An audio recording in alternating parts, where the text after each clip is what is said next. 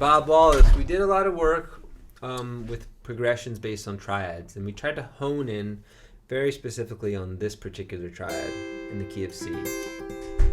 And so you know your triads well, but the voicing of them is eluding you a little bit.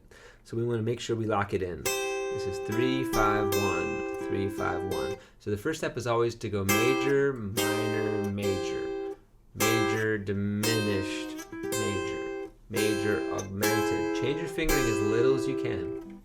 Then think about where the 4 is. There's your F.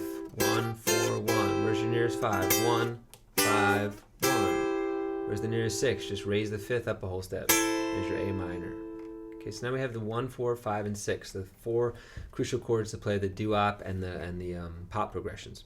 So the doo-wop progression is 1, 6, 4, 5. So you want to repeat that in G. 1, 6, 4, and 5. And then repeat it in A.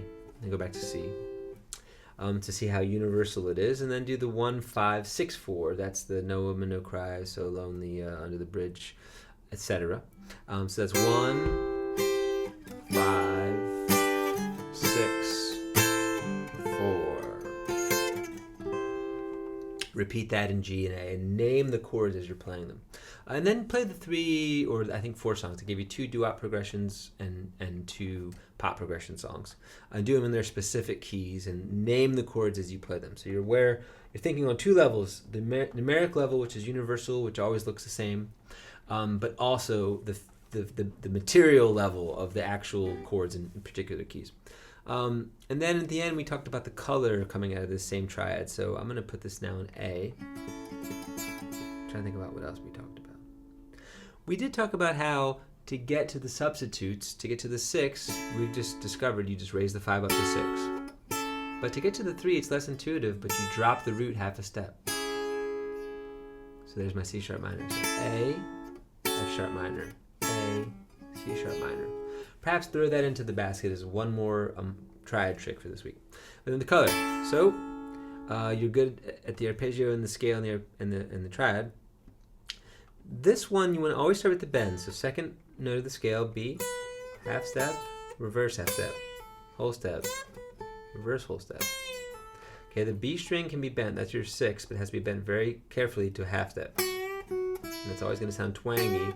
So let's get adding a flat 7th, like a blue note into the scale. Okay, that's your bends. The 6 is the obvious interval that jumps out, both in its diatonic and its twang form. Shift your first finger up. Now we have thirds. Chromatic twang thirds.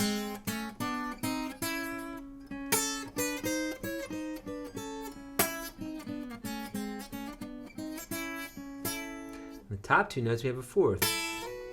And the second 4th is the anomaly 4th. 4ths always behave the same. They slide nice and they hammer on nice. The hammer-ons can be melodicized.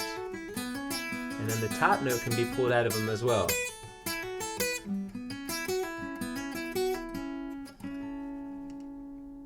That's it, brother. Have fun.